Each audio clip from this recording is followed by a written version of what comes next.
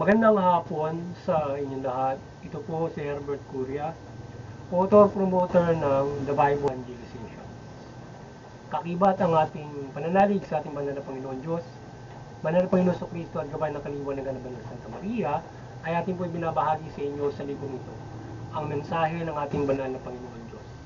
Ang mensahe ng ating banal na Panginoon Diyos ay sumunod sa Diyos kagaya ng banal na Santa Maria at Panginoon Kristo. Ngayon ay babasahin ko po sa inyo ang mensahe ito mula po doon sa bagong lipan ng mabuting balita ng paghahari ng ating banal na Panginoon Diyos sa pamamagitan ng banal na Panginoong Kristo.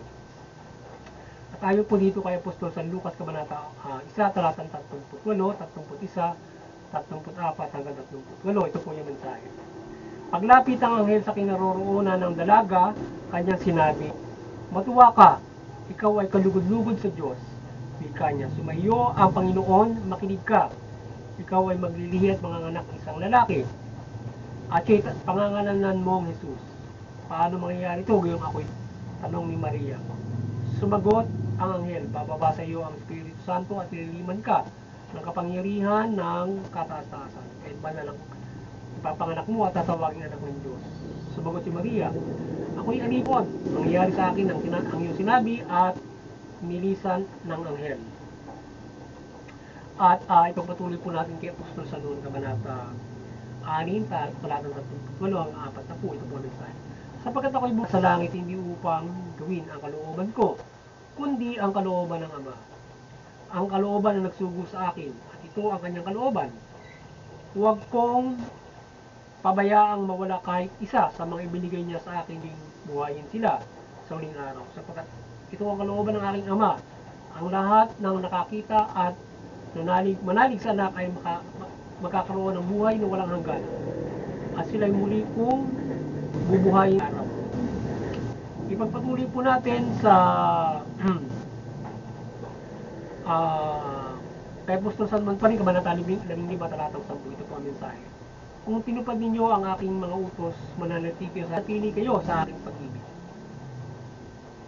Tulad ko, tinupad ko ang utos ng aking Ama at ako'y nanatili sa kanyang pag-ibig." Patuloy po natin sa Pilipos, Kabanata 2, talatang 5 hanggang 8. Ito po ang mensahe.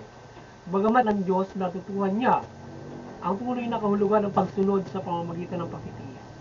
At ang maganap na niya ito, siya'y naging walang hanggang tagapagligtas ng lahat ng sumunod sa kanya."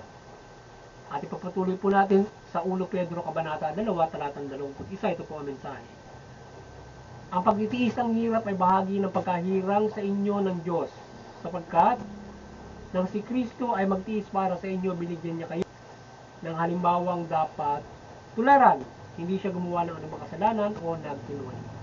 Ito po ang mensahe at salita ng ating banal na Panginoon Diyos mula sa mabuting balita.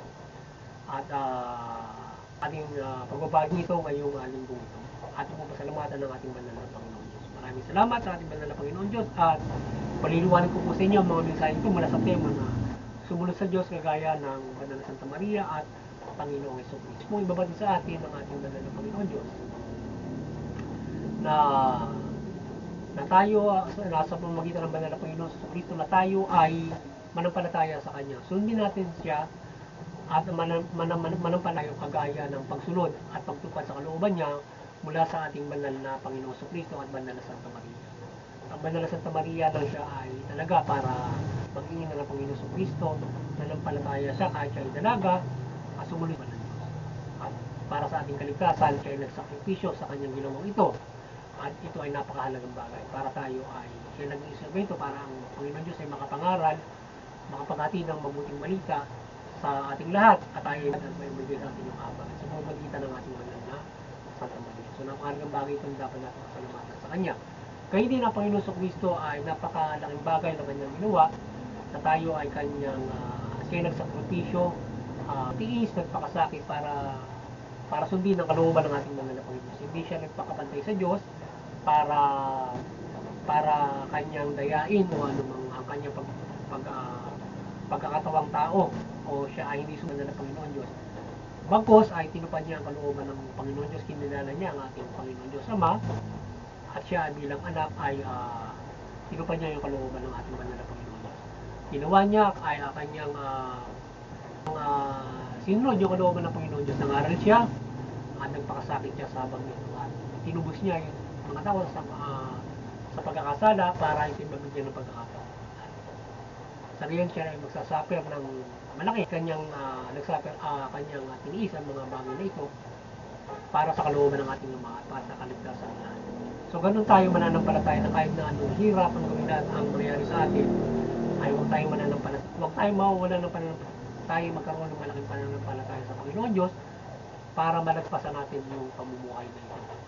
Na tayo ay hindi nagkakasala o tayo ay hindi tumatalikod sa ating banal na Panginoon Diyos.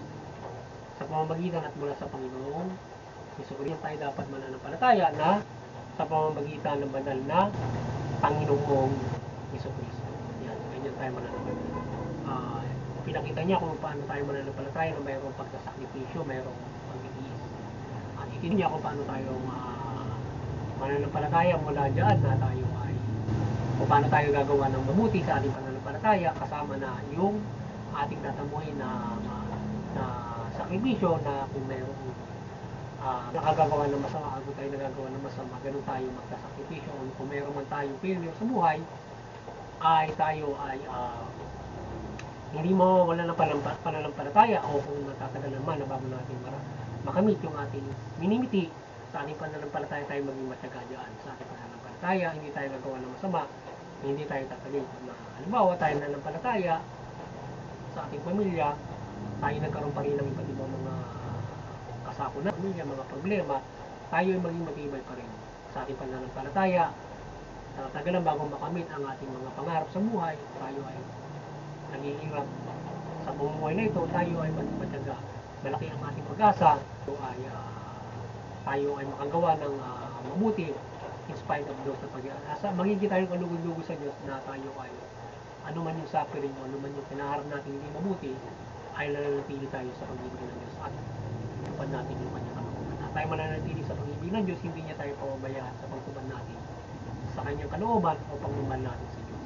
Wala Panginoon sa Kristo na tayo ay mamahal sa ating kapwa at mamuhay tayo ng matuwid, mamuhay tayo mula doon sa mabuting balita. Kaya tanimahin natin yung mabuting balita at ito ay maging gabay natin sa pamumuhay at sa pananampalataya sa Diyos na malalagpasan natin ang lahat. Na mayroon tayong tinuruan tayo nito kung paano tayo sa pamamagitan ng banal na Panginoon sa Kristo at nagayahin siya gayon din ang banal sa Panginoon. At malalagpasan natin ang lahat ng Panginoon kasamaan ng mga kapigatian sa mundo. So yun, at sana nagabayan na naman kayo ng The Bible Evangelization sa inyong spiritual na buhay at magkaroon ng asa sa inyong kaligtasang spiritual kung paano tayo mamumuhay at mananampalataya sa ating banal na Panginoon Diyos na makaya na natin ang lahat na gayahin natin ang ating banal na Santa Maria, Panginoon sa Kristo at mga kaya rin ng mga apostol at mga itinalaga ng ating banal na Panginoon kung paano siya manampalataya. Kaya tayo man ay hindi man tayo nagkayag ng salita ng Diyos at nagkaroon ng suffering sa ating pangkaraniwan na pamumuhay namin sa suffering tayo ay magmatiman sa gabay ng Panginoon Diyos at Panginoon sa Kristo rin ng banal na Santa Maria. So muling maliwanagan tayo ng ating banal na Santa Maria, tayo ay patuloy na mahikay sa pagtaniman ng mga balita at tayo magkaroon ng kaligtasang spiritual, tayo na mabuti sa buhay at matuwid. At doon sa interpetuity, patuloy tayo magkaisa dyan at tayo ay magunawa ng ating mga reliyon, unawain natin yung bawat isa at tayo mapapahiran ng kapayapaan, mabuti pagtutulong at pagmamahal ng isa't isa. Mag-ihemplo tayo ng pagkakaisa ng buong mundo ng lahat ng mga tao, ng mga bansa, mga lahi. At sa CBC, Banting Churches, patuloy iba ng Santa Maria at kayo ay patuloy na pagmapunuri sa katawan sa pangmumulitan ng Panginoon sa Kristo at banal na Panginoon sa Kristo at munting balita. At sa ating munting sa The Bible Evangelizations ay patuloy natin mabuklod ang sangkatawan sa pananampalataya sa Panginoon Diyos mula Panginoon sa Kristo at mabuting balita. Yan. Maliwanagan tayo sa gabay at kaliwanagan ng banal sa Panginoon. Yung mga kapamalaan, kayo ay maliwanagan, kayo ay sumunod sa kayo ay mamahala ng mabuti, matuwid at may pananampalataya sa ating banal na Panginoon. Magandang hapon sa inyong lahat at